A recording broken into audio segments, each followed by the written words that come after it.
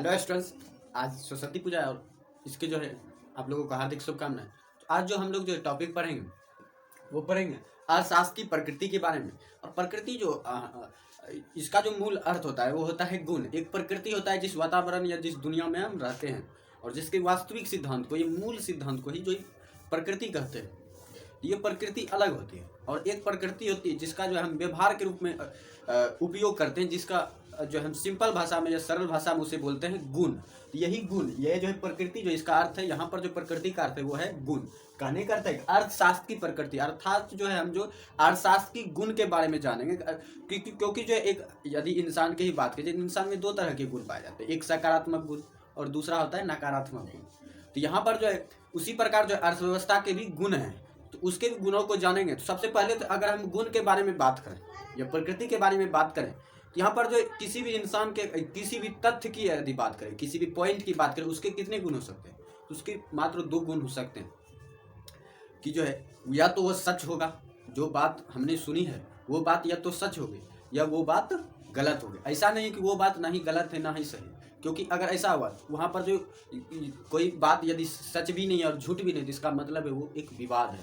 तो यहाँ पर जो अर्थशास्त्र में जो हम विवादों को नहीं पढ़ते हैं, यहाँ पर जो हमें कन्फर्मेशन, जो इकोनॉमिक्स का जो है कन्फर्मेशन जानने को मिलता है। हमारी आर्थिक व्यवस्था जो है, आर्थिक क्रिया जो हम लोग दिन रात करते हैं, उनके कन्फर्मेशन के बारे में, कन्फर्मेशन रूल जो है उसके बारे में हम लोग जानते हैं, ताकि हमारा जीवन जो है सरल हो जाए। तो चलिए शुरू करते हैं। यहाँ पर प्रकृति जो है ये तो समझ कि दो ही होते हैं, एक होते हैं वास्तविक अर्थात सच और एक होता है अवास्तविक अर्थात झूठ। तो यहाँ पर अगर हम अर्थशास्त्र की बात करें झूठ की, कि ये अवास्तविक हो गया, अर्थशास्त्र अवास्तविक, अर्थशास्त्र झूठ है। तो यहाँ पर जो कहीं पर भी हम पढ़ते हैं तो हमें जो झूठ का ज्ञान नहीं दिया जाता है, या मान लीजिए कोई ज्ञान ही झूठ है, कोई बात ही झूठ है, इसका अर्थ उसका कोई अस्तित्व ही नहीं है, उसका कोई अस्तित्व ही नहीं है। क्योंकि जो है कि जब ज्ञान की बात आती है, क्योंकि यदि कोई बात या कोई ज्ञान देने वाला तथ्य है या कोई ज्ञान सिखाने वाला तथ्य है, वो यदि झूठ है तो इसका अस्तित्व नहीं है। ऐसा क्यों है? तो एक कहानी आज मैं आप लोगों को सुनाता हूँ। एक क्लास में जो स्वामी विवेकानंद जब बचपन में थे, तो उससे जो पूछा गया कि जो है अंधकार क्या है, तो सारे विद्यार्थियों ने जवाब दिया अलग अलग तरह से, लेकिन स्वामी विवेकानंद ने ऐसा जवाब दिया, टीचर भी सुनकर जो है हैरान रह गए। उन्होंने जो जवाब दिया था वो दिया था कि अंधकार जो है प्रकाश की अनुपस्थिति का कारण है, प्रकाश की अनुपस्थिति का कारण है। कहने का अर्थ है कि जहाँ पर अंधकार है, उसका कहने का मतलब है कि वहाँ पर प्रकाश ही नहीं है, क्योंकि जो अंधकार नाम का जो कोई अस्तित्व ही नहीं है, अंधकार नाम की कोई चीज़ नहीं है इस दुनिया में।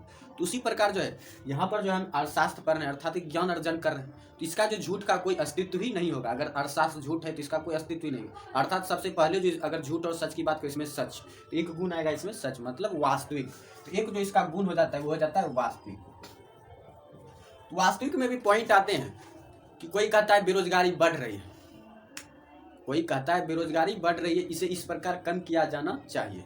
उन्होंने चाहिए मतलब हम किसी को सलाह दे रहे हैं या किसी से सलाह मांग रहे हैं, वहीं पर कोई कहता है यही होना चाहिए या यही होगा, बेरोजगारी के कम करने के लिए यही करना पड़ेगा।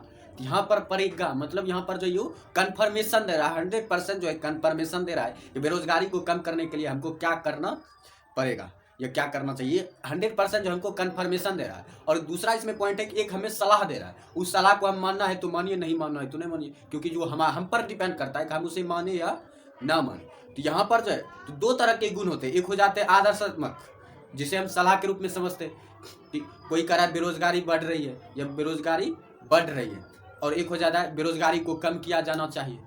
बेरोजगारी बढ़ रही है कन्फर्मेशन है, हम जान रहे हैं कि बेरोजगारी बढ़ रही है, वहीं पर कोई दूसरा कह रहा है बेरोजगारी को कम किया जाना चाहिए। बात एक ही है, लेकिन वहां पर जो वो सलाह दे रहा है उसका भी अर्थ यही है कि बेरोजगारी को कम किया जाना चाहिए। कहने का मतलब बेरोजगारी बढ़ रही है, तभी तो उसने सोचा कि बेरोजगारी घटनी चाहिए, बेरोजगारी कम होनी चाहिए।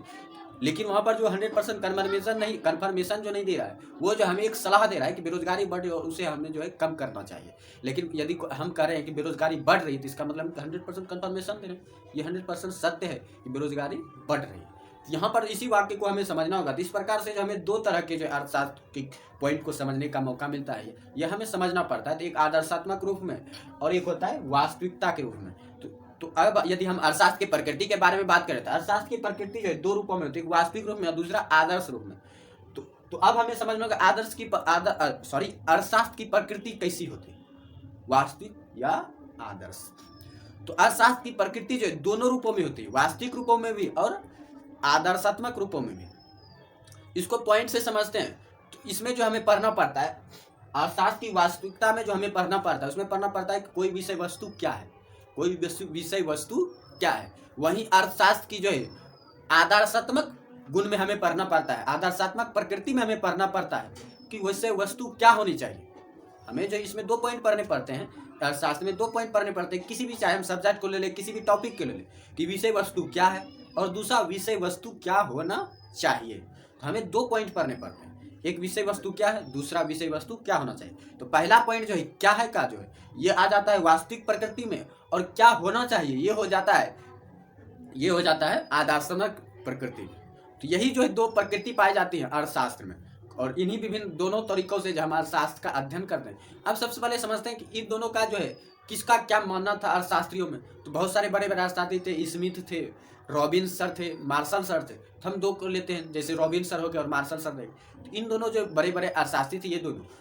तो रॉबिन्स सर का जो मानना था वो मानना था कि अर्थशास्त्र की प्रकृति वास्तविक होती है, उसमें जो हमें ये पढ़ना चाहिए कि विषय वस्तु क्या है। लेकिन वहीं पर मार्शल सर का कहना था हमें जो ये पढ़ना चाहिए अर्थशास्त्र में कि क्या विषय वस्तु क्या होना चाहिए, ताकि जो है हम अपने जो है आर्थिक क्रिया के जटिलता को जो बड़े ही सरल रूप से संपन्न करके जो हम अपने जीवन को और अधिक विकास कर सकें, हम अपने जीवन में जो और अधिक विकास कर सकें। तो ये जो मानना था, वास्तविक रूप जो मानना था, ये इसमें थे रॉबिन्स, जेपी से। लेकिन जो है इसमें आदर्शात्मक प्रकृति में थे मार्शल सर थे, कीटू थे, पीयू अर्थशास्त्री जो पीयू थे उनका भी ये मानना था।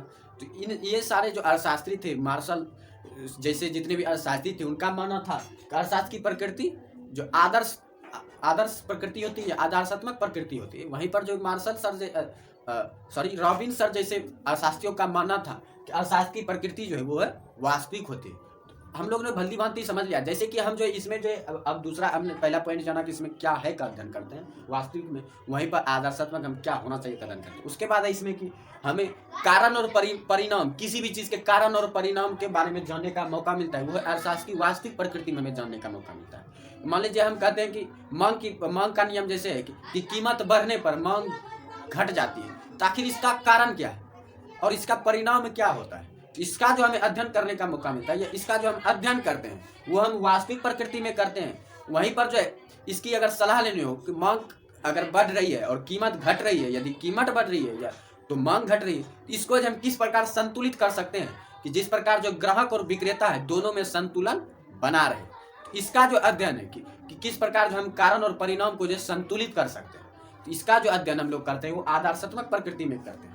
तो यही जो है अर्थशास्त्र की प्रकृति है, ये 2 रूपों में पाई जाती है, आदर्शात्मक विज्ञान के रूप में, आदर्श विज्ञान के रूप में, और वास्तविक विज्ञान के रूप में। अर्थशास्त्र भी एक विज्ञान ही है, और ये जो है 2 विज्ञानों की कैटेगरी में बढ़ जाता है, एक वास्तविक विज्ञान और दूसरा है आदर्श विज्ञान।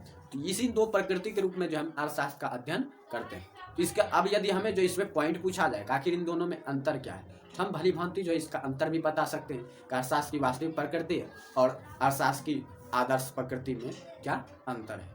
तो ये वीडियो जो आज यहीं समाप्त करते हैं। अब अगले वीडियो में जो हम लोग जो फिर जो एक नया टॉपिक लेकर आएंगे।